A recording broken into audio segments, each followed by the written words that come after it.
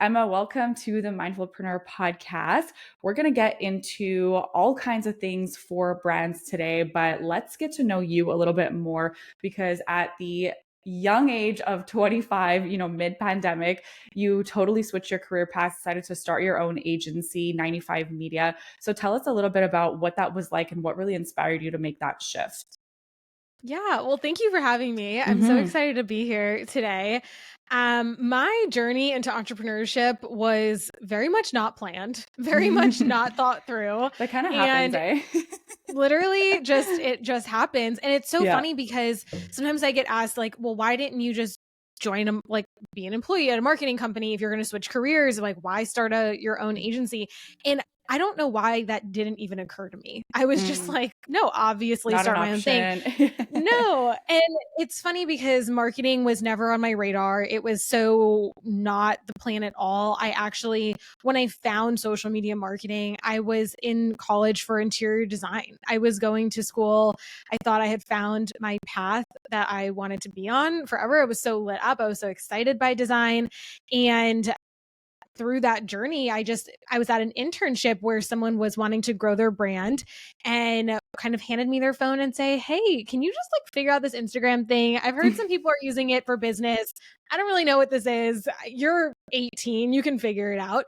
Um, and that's really how I started, just looking and exploring social Mm, media for business. And it really kind of opened my eyes to this new space that was so exciting to me because I was going to school for this industry that I loved and it was so fun. But interior design is actually a very antiquated space and a very kind of old school industry. There's not a lot of updates that have happened in the past 50 years. And in contrast, I was finding this whole new industry that not only was extremely current, but constantly changing and yeah. always something new happening. And it just was so exciting to me. And what was more exciting than just finding it was just realizing the impact that I could make if I were to learn this skill and be able to apply it to more businesses. So I, finished my degree as one does. And I was like, well, I got to figure this out. And I ended up landing my dream job in design before I even graduated. And I felt Cool. like that was the universe just saying, you're going to do design. Like that was a fun little hobby. Now you need to go into the real world and do what you set out to do. Except I started that job and I realized this ain't it. This can't be what I'm doing Interesting. forever. And because I realized that, I was like, okay, well, I still can, I still have marketing, I still have social media.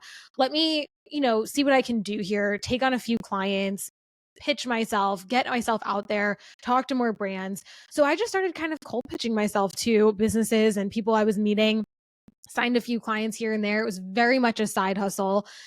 But it really wasn't until, the end of 2019, beginning of 2020, when I realized I really need to do something with this. If I'm trying to make this something, I need to kind of commit a little bit more than I have been because I had started building a team, but it just wasn't, there was no vision for where we were going. Hmm. And then the pandemic hit and it ended up being the best thing that ever happened for me and for the brand. Obviously, like a horribly weird time of the world. Hmm. Um, but 95 Media really started to take off at that point because finally this challenge, this huge conversation that I was always having with brands was trying to convince brands that social media was important and that they needed this, which is so crazy that that's even a conversation. And it was like this light bulb moment for so many businesses in 2020 when they finally realized, oh crap, like I don't have in person, my store isn't happening. I don't have any in-person events. I don't have any way to reach people except for social media and I have Right. no idea how to do it. Hmm. So that was really when we hit the ground. I quit my job. I went all in. We in 2021 ended up 3xing our team, our business, everything, and really made a massive impact. And it's just snowballed from there, which has been really exciting to see. Cool. That is so exciting. So how did you really make that shift? Because, it's easy for someone to say like, oh, I 3X, I 10X, I whatever. But like, how did you actually do that? How did you find the right team? How did you find the clients? What did that growth look like? Because that's a real challenge for a lot of businesses. Oh, absolutely. And I don't think that challenge ever ends. That's Hmm. not like a one and done. You're Yeah, you're constantly constantly doing that. Yeah. Yeah, you're always wanting to sign new clients. You're always wanting to bring in the right hires. Um, even currently we're going through a huge transition with our team in terms of just changing roles and hierarchy. And that's always a part of the process. But Yeah. when I was going through that, more massive transition of leaving a job and realizing, okay, well, I need to start paying myself from this business right now, because prior, all the money we were making was just going straight back into the business, paying Yeah. our team, systems, everything. And realizing, okay, well, we need to like make a little bit more so I can like live on this. Live. Yeah, that thing. So, really, I mean, in terms of our clients, the conversations got a lot easier, I would say, because of the realization and reality check that everyone was kind of facing at that point. We really organically were bringing in a lot of leads because I had built such a network in the 4 years that I was in design, and I had never really tapped that network for marketing. So Mm, when I left, I began kind of reaching out to those people that I knew that had businesses that worked for companies that could utilize our services, and began to kind of share with them what I was doing. And I think that's something a lot of people are really hesitant to do, reaching out to people that already know you for something else and saying, hey, I switched. This is what I'm doing now. Is there any way I can help you with this new service? Because people love that. People want you mm. to succeed, and they want to help you on that journey. And if it's a good alignment between businesses, then that's awesome. I don't think that's something to be intimidated by at all. I'm a huge fan of cold pitching and just putting yourself out there, Oh because my the God. worst that Who can is a happen. cold fan? That's the first time I've ever heard that. People hate cold pitching. I'm Well, shocked let to me hear this. clarify. Is it like the most fun thing in the world? No, but I really look at cold pitching as a learning experience and Sure. a way to refine your sales skills, because I'm always on this journey of refining my own sales skills and Mhm. figuring out what connects with certain people and how can I frame it in a certain way. And cold pitching to me is not about me. It's about identifying a need that someone else has and where I can fill that gap for them. And when Yeah. you put that lens on it, it makes cold pitching not scary at all, because ultimately what I'm doing is trying to help you. That's Yeah. it. I'm Yeah. just here to serve. So cold pitching to me is kind of like exciting. I really look at it as a numbers game. Well, if I reach out to 100 people, if I cold pitch 100 people, I'm probably going to hear back from like 5% of them, and then maybe 2% of them book a sales call, and maybe one of those people actually works with me. When you look at that, it's kind of like a game. It's kind of just you're gamifying I your know it is business. a lot though, because like I'm in a similar situation, where I'm running an agency and like the outreach and this and that. And with the thing with cold pitching, like when you're saying cold pitching, how extensive are you going? Because reaching out to 100 people, like that's a lot of work. Are you putting together a full proposal for these people? Like, are you giving them a call? Are Oh, you sending them an email?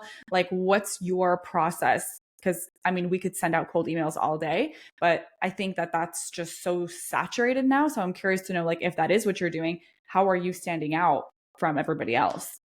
that's a great question. We really do it from all angles. We don't have one avenue that we do cold pitching. Honestly, my favorite cold pitching is in person. So if there's ever a chance to do it in person, that's where I would put the most of my time.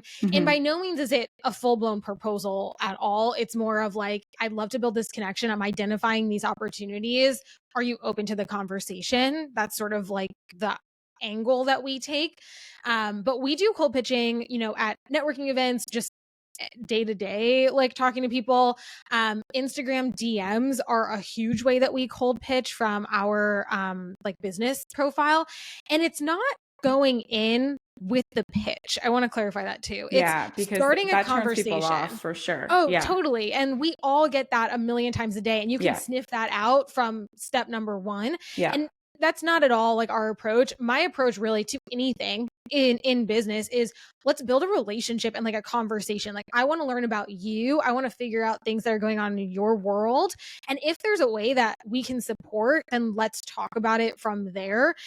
I can't tell you how many times we have a conversation, we're chatting back and forth. I bring up the pitch and get ghosted like that.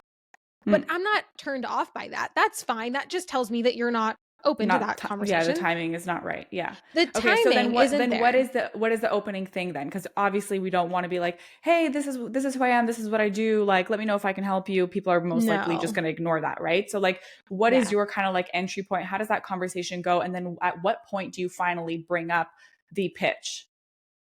So our entry point is always, well, we kind of have two different ones. So granular. I love that we're talking about this. This is so fun. So we kind of have two different. So the first one is we actually send welcome messages to any new followers, which is kind of like a old thing to do. Like people were kind of doing this back in like 2019 when I was first starting, or like first pushing, but like welcome messages low key have actually been so great for us, and most people aren't doing them. But what it starts, and the pitch is not in the welcome message, the pitch is just like, hey, like we're so glad you're here, I saw you recently followed us, like yada yada, whatever that looks like.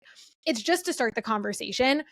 But what that often does is it gives the person on the other end an opportunity to tell me how they found us. Hmm. Usually someone's going to come back and be like, oh, hey, like I'm so excited I found your Instagram. I just heard you on so and so's podcast. I loved what you shared there. Yeah. I mean, that's awesome. So now we can talk about the podcast. What was your favorite part? Do you always Yeah, listen to yeah. that podcast? Like, what do you do? Why do you, and we can go down that route and I can learn more about them. And oftentimes in learning about them, they're sharing some sort of a challenge that they're having. And then we can go into whatever that pitch may look like based on what they shared. But the biggest problem I see in cold pitching is that it's just generic and you're not actually Hmm. listening. You're Yeah. waiting to talk. Yeah. And if you actually listen to what people tell you, sometimes they just give you everything you need to say. And that Yeah. makes your pitch a lot easier. So that's one. And then the other one is if it's not a welcome message, it's just reaching out based on like a story, like a reply to a story is oftentimes what we'll do. And it's completely not business. It's like, oh my gosh, your dog is so cute. What kind of puppy is he? How long have you Hmm. had him? Yeah. Right. Or just like something totally random and then starting like a few flows of conversation and then getting into business and then going into the pitch. But it really looks different for everyone. I don't think there has to be like a script to it. It's just Hmm. kind of finding your flow and the point where you can scoot your way in. Yeah, makes sense. And are you doing this? Or are you working with like team members to help? Because it sounds like the way that you said, you know, how someone might have listened to a podcast that you were on, then they land on your page and then you're able to chat with them about it. Is this something that you're managing on your own, or do you have your team involved as well? No, I could not do this all on my own. Our team is incredible. So everyone kind of has like different avenues. Doing lead gen is something that we kind of all have our hands in, which is something that we made as an initiative for 2024. Because prior to 2024, I was doing it all on my own. And I was like, for the vision of the company, for where we're trying to go as a team, like it can't be a one woman show in terms of bringing in new business. That's not really Hmm. sustainable. Like I want to be reaching more people than just me that I can do. So Yeah. we have our team involved in that. We have one person on our team who manages our DMs, and then I'll get looped in if it becomes like a sales More conversation, and personal. Yeah. yeah, more personal along those lines. But yeah, our team is incredible, and I always feel like if you want to reach more people, you have to get more people involved is my personal take on that, because what I'm not for is automation. Like there's a lot of automated cold outreach and I'm not for that. Like I know it's more time consuming, I know I'm paying more for it, but the actual results you're going to see when you do it manually are so much greater in my personal Yeah. experience. Yeah, no, I would say the same too, because we've tried, you know, every now and again you want the shortcut. You try the shortcut and then Mhm. you realize that like it's not so much of a shortcut because it's not effective. So like yeah, you might not be the one going in doing the work, sending the messages, having the conversations because you got this automation, this bot, this AI, whatever it may be to send those messages. But then it doesn't result in anything. You could be sending 500 emails a day, but if these 500 emails a day are not reaching your target audience, they're not personal and all of that, then, you know, what's the point? Exactly. I've done it. I've been there. I've tried the things and I've had the exact experience too. Yeah, yeah, I hear you, girl. Okay, I want to dive into social media since I know this is your area of expertise. And we have a lot of listeners here who might be struggling with their social and really building authority in their niche, whatever that may be. So let's talk about some key elements that brands can focus on to help build that authority on social media. Because, you know, it's so easy to just like copy everyone and do the same thing. So, like, how can someone really stand out and like be their own business, really, like their own brand? I think it really comes back to this thing that we all are actually really scared to do, which is why we don't do it, which is showing what actually sets you apart versus what makes you kind of blend in to your industry. What Mm-hmm. I mean by that is showing the things that make you different when it comes to who you are, who your team is, how your processes work in terms of really the ultimate outcome that your clients see when working with you. When you share those things that set you apart, which are the scary things to share because they make you vulnerable, right? It makes people self-identify with those aspects because there's so many people doing the exact same thing. Yeah. So many people out there in my case, for example, doing social media marketing. Like this is Yeah. not a unique thing to be doing. Yeah. I was just talking to someone who I'm bringing on my own podcast who does charisma coaching. And I was like, that's so cool. I don't know anyone else who does that. You Mm-hmm. stand out because of the thing that you do, right? But for me, just doing marketing is not cool or unique or different in any sense. Yeah. So what I now need to do is figure out, okay, well, it's me, it's my team, it's the way that we approach the work that we do that creates the outcomes that it does that actually set us apart. So that's what we have to focus on and really hone in on the messaging for in order for it to connect with our audience and build that authority for us, which will ultimately set you apart and bring in the right people. Because I think the Mm-hmm. fear in showing what makes you different is that you're going to repel everyone who wants to work with you. And the truth is that that's not true. And what Yeah. you're actually doing is bringing in the people who are obsessed with those things that make you different and are going to be saying to themselves, I wish I found them sooner. Like these are my people. This is who I want to work with.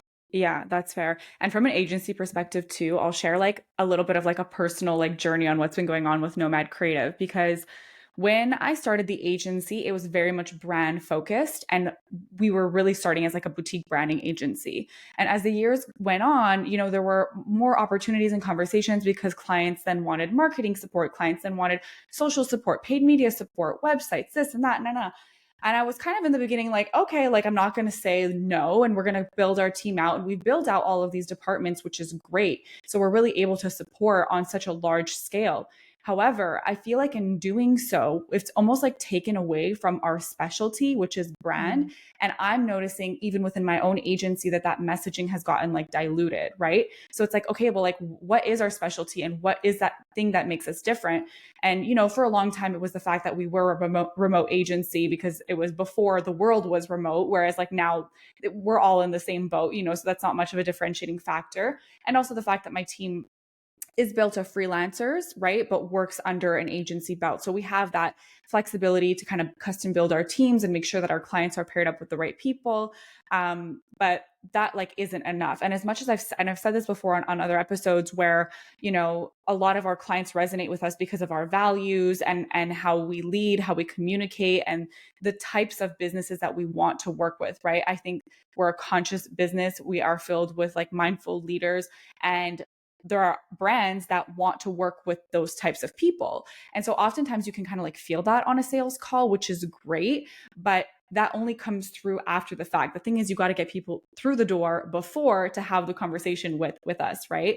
So, yeah, that's something that we've even just been like reworking and thinking, okay, how are we going to kind of like remarket ourselves and come out with you know, being these brand specialists as opposed to a full service agency who's just kind of like a jack of all trades. Doesn't mean we still can't do all those things because we do and we do them very well. But branding is really where we thrive and where we're excellent. And that's like that starting point, you know? So instead of being like, oh, well, we could support you with this or we could support you with that, and it's like, let's help build your brand. And that's also why this podcast exists, right? It's like to help people build their brands in whatever which way that looks through all these different initiatives. So Yeah. definitely hear you there, Emma. For In sure. terms of okay, jumping back to social media, in terms of video content, because we know that this is important to have. It's very overwhelming for people to be creating video content, but you seem to have found a way to like 3 times your lead pool just through social media marketing by using videos. So tell us your secrets, please. Well, when it comes to video content, again, It's the scary thing to do. It's the Yeah. thing that everyone's so hesitant to do. And it's the number one thing that we fight with our clients on every single meeting. We're like, Oh yeah. hey, we're gonna keep telling you, you're not gonna get away. We're like the principal that comes into like the classroom. They're Yeah. like, you came to school late today. This is your third strike. But it really is all for like the good and the ultimate result that we know our clients are after, which is increasing the amount of people who are reaching out from their social media content. The fact is that right now in the world that we live in, photo content is simply not enough. If you are someone who is only posting photo content, you're just leaving so much on the table, because what your consumer actually needs from you in order to want to buy is they need to feel that humanness from you. Hmm. I don't know how Hmm. else to put it. Human But when element. we Yeah, for see, sure. yeah, human element, exactly. When we see how someone talks, how they use their hands. Like if you're watching this on video, like I use my Hmm. hands every single second Yeah. of me talking. And it's those things that we just connect with people on. And it also Hmm. builds trust, because with this lack of in-person connection that we are all experiencing nowadays, like since 2020, we're craving, even though we're not getting it in person, we're still craving that human touch on everything. When we get that through the content, it builds this relationship, this like weird phantom relationship that we can build with someone online that makes us want more. And Hmm. that's really, if you've ever observed your own, I love observing my own consumer habits. Like outside of me being a marketer, outside of me being an entrepreneur, like as a consumer, what am I experiencing? Because that then tells me so much about how we can apply that to our brand, our clients' marketing. As a consumer, you may have experienced when you go on TikTok or when you're just like scrolling reels on Instagram or even just consuming story content on Instagram. It's the people who open up, who tell you a little bit more than what you would expect, that keep you coming back. So it might Hmm. be the person who, it's summer right now at the time of recording this, and a lot of moms with kids are bringing their kids to camp. So we have one client who is really great at sharing just like tidbits about her personal life. She's an artist. And so, everything that we do for her is very much art focused and work focused and these custom stunning paintings that she does.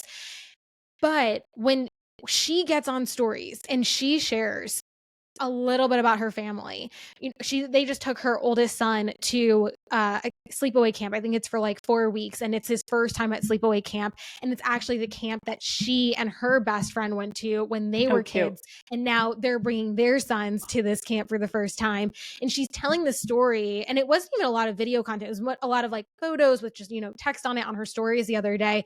And it just, even as I know her, she's a client, she's been with us for almost a year now. Like, I know all of this, but I even found myself like pausing, reading the whole thing and be like, oh, that's so sweet. Like, I love that for her. That makes me Hmm. feel connected to her. And Yeah. it's so simple, right? Because sometimes we feel like I can't do this because it's exposing and I don't want to be personal on my social media. This is my business account. I don't want to, make this about me. I don't want to show my kids. I don't want to show everything that's going on in my life. That's too vulnerable. But really, you don't need to. That's not the point. The point is you actually get to pick. Like you're Mm. in charge here. You get to pick what your audience knows about you. And when you just give them that little bite, that little something extra, it really strings them along in the way that like you can't even imagine.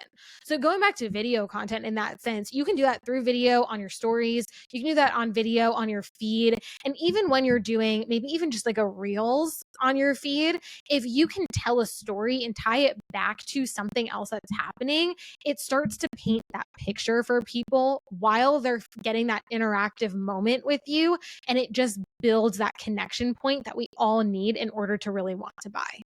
Hmm. I love that. It is challenging for some people, and they struggle with how much they should share or want to share, if they even want to share, like you said.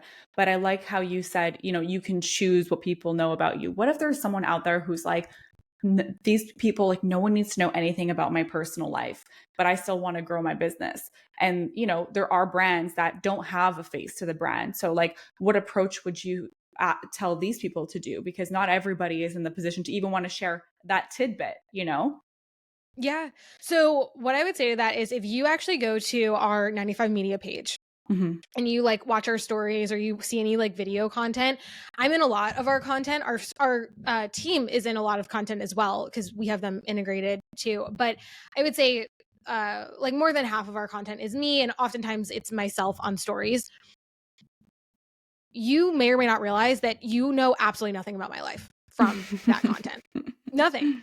I'm the exact same way. I'm actually very private about my personal life, but it doesn't feel that way because I might share like, oh, I'm on a family trip to Florida, right? Like, so I'm giving that tiny little bit. We spent yesterday at the beach. It was so nice, and today I'm getting to sit down. I'm putting in a full day. Here's kind of what's going on today, and then I typically tie back like what I'm doing into like a sales kind of pitch into like why that's so needed for our audience. So I've shared. I'm in Florida. I just spent the day at the beach with my family. It's so nice. It was such a beautiful day, yada, yada. Tiny little bit. Do you know who I was with?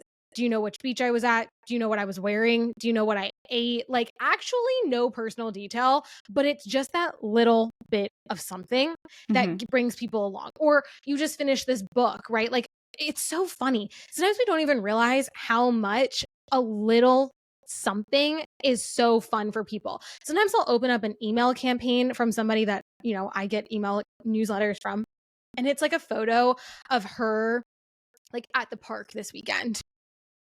Okay. I have no idea what park you were at. I don't know why you were at the park. I don't know if you like the outdoors. I don't know if you like shopping. I don't know what you were doing there.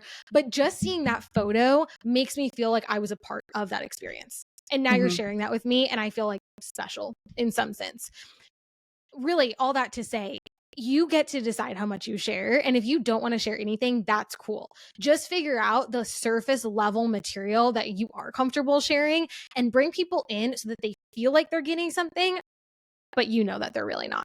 Yeah, I would also almost say for those who like really don't want to be showing their face or like the person behind the brand, because some businesses don't want to do that whatsoever, and that's cool too. I think a cool thing to do is to share more of like the behind the scenes of the business. So it doesn't have to be necessarily like your personal life, right? But bringing them in on like what's happening behind the scenes. If you want to share openly more so about like certain like struggles or certain wins, let's say you have like a manufacturing plant for a product, maybe it's some things like that, what's going on there, how things are made, bringing in a new product line, what that looks like, sketches, whatever it may be. It could be Mhm. cool to show that process too. And so this way it's still like related to your business, but and you might be like showing your face, or there might be someone on their team showing their face. So there's that still that human connection and that storytelling aspect of like, hey, this is what's happening. This is what we're doing. Take a look. How exciting. This is launching, blah, blah, blah, without really giving away any personal details. So I think that's kind of like a good middle ground, because I do know, and I have fallen upon some people who are like, absolutely not. There's no chance. Like, I'm never going to show my face. So we got you I too. I think that's an option as well.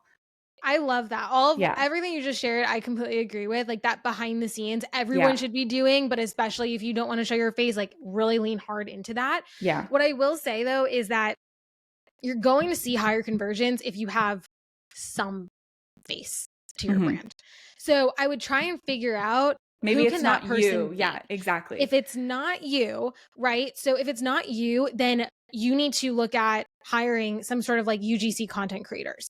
Get Hmm. faces on your feed because we work with brands who are not there's no face of the brand. Like the founder is not front facing at all. Like the team doesn't want to be front facing. And with that said, when we first started, we're using a lot of like stock content. So in the stock content, there are still people in that content. But it like, it's not personal. No one's talking to the camera. When Hmm. we started tapping into using influencer content or just UGC creator content on our feed, skyrocketed. Like it like 4x to the content reach and interactions with that content. So it doesn't have to be you, but it should be somebody because Hmm. that's going to build connections with your audience a heck of a lot faster. Yeah, especially if you have products, because I think where you Yeah. can get away a little bit more with like showing your face if it's more of like a service-based business, whereas even though actually like yes and no, because I do know some like businesses that sell products that have like their founders or whatever showing their faces and it works. Yeah. Yeah, okay, I retract that. Well, I Because think it does there's so work. many ways to do it, Yeah, you know? there are. And I mean, sometimes even with like product, if you think about the brand Poppy, right? Like Hmm. those founders were on Shark Tank. And so they are the face of the brand, and they blew up their TikTok from the founder telling her story and being Hmm. a part of that content.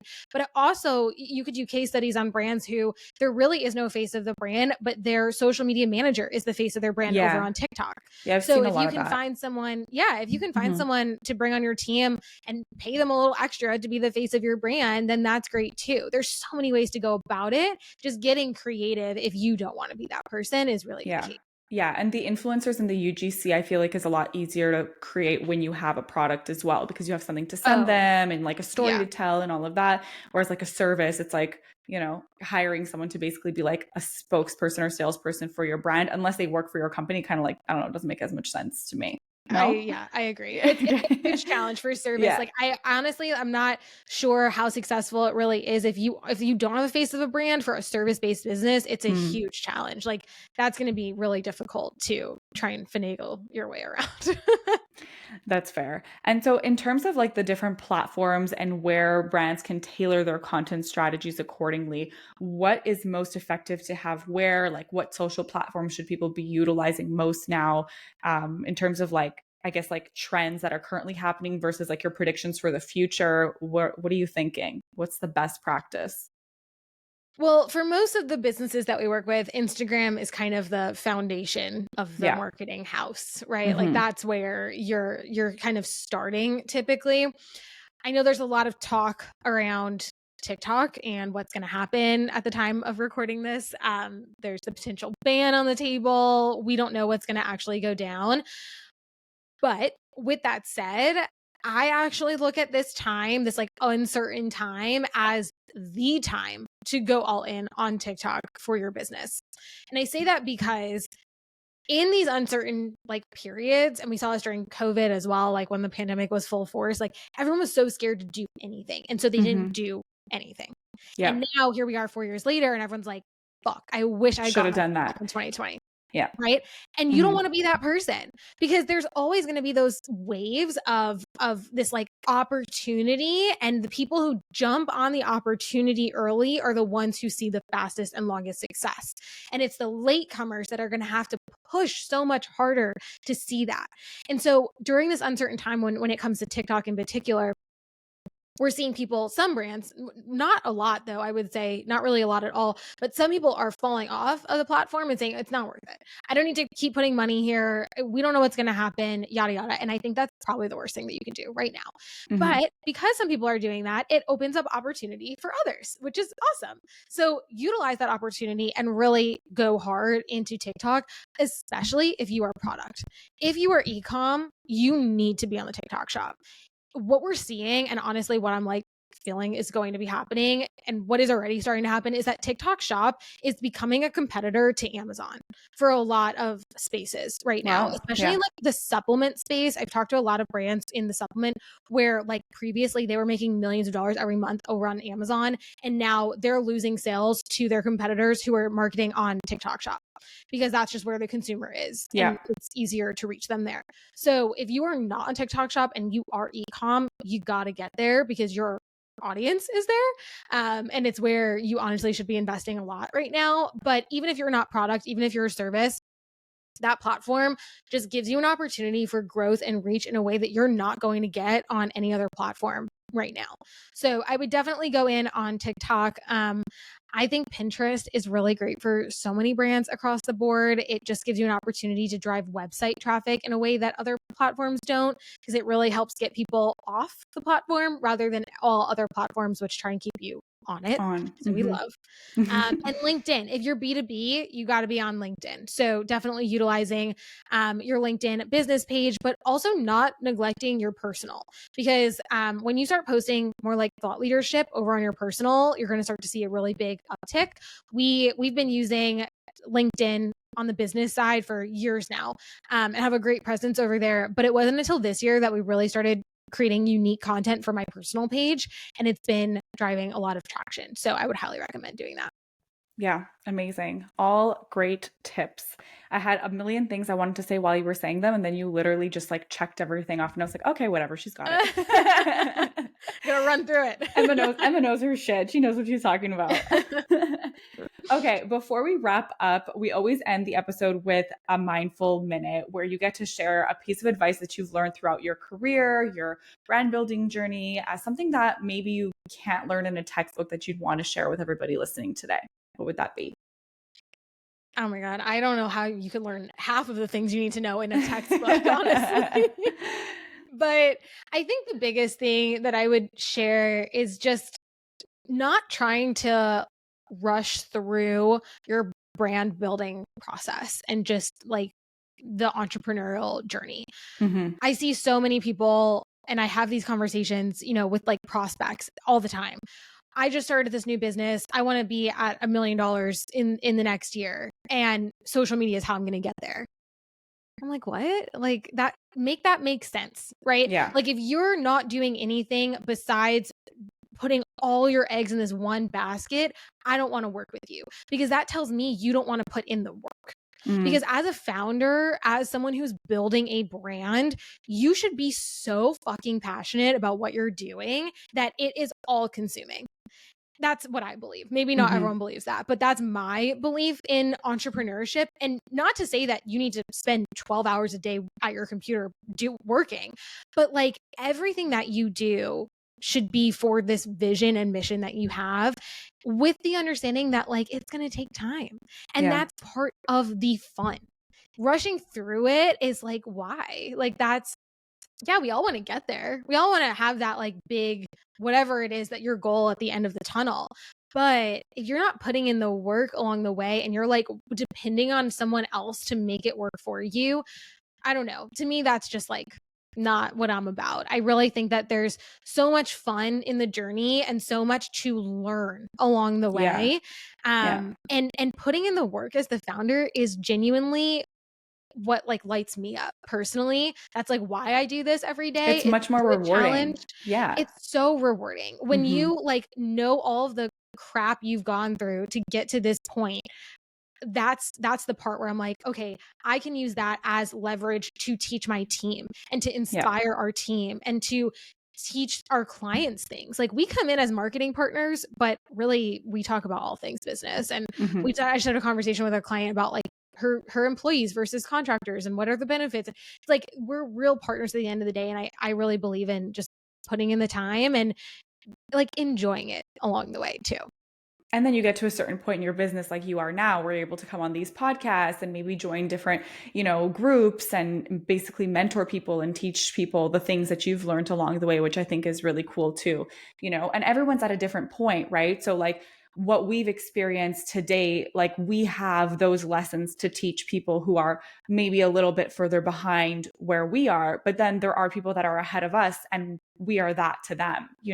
So like there's always someone to look up to and there's also always someone looking up to you. So I think that Mm. that's such a beautiful part of the journey and like the fact that you get to be involved, like instead of just taking the easy way out and just trying to find these quick fixes like we were saying earlier, like you don't get the real result if you're just looking for that quick fix. If you're just sending out 500 cold emails a day without that personalization, it's not as effective, right? So if you just want to find that quick fix, get someone to make you famous on social media, that's not what builds a brand. What builds a brand is time. What builds a brand is trust, right? And those things take time. Mm-hmm. The trust takes time. So yeah, all of those things are super valid. Thank you so much for sharing. Where can everybody go to learn a little bit more about you and 95 Media? Well, our website is 95media.co. It's not .com, it's .co. Just spell it all out. And I'm definitely the most active over on Instagram. Our handle is 90.5.media. Again, all spelled out, but we're active on every platform. So wherever you consume content, you can find us there. And if you want more about like all things marketing too, we have our podcast is Stop Scrolling, Start Scaling. And it's really fun to just be able to provide value. As I'm sure you know, Alyssa, it's just like so much fun to be able to do this long form content and really Yeah. talk things through rather than a 30-second reel where you're rushing through to get to the end point on that. But It's all I love about our time. Take your podcast. time. Yeah, no, it's so fun. So that's where you can find us. Instagram has all of our links and of course our website as well. Love it. Amazing. Well, thank you everybody for listening, and we'll chat next week. Bye.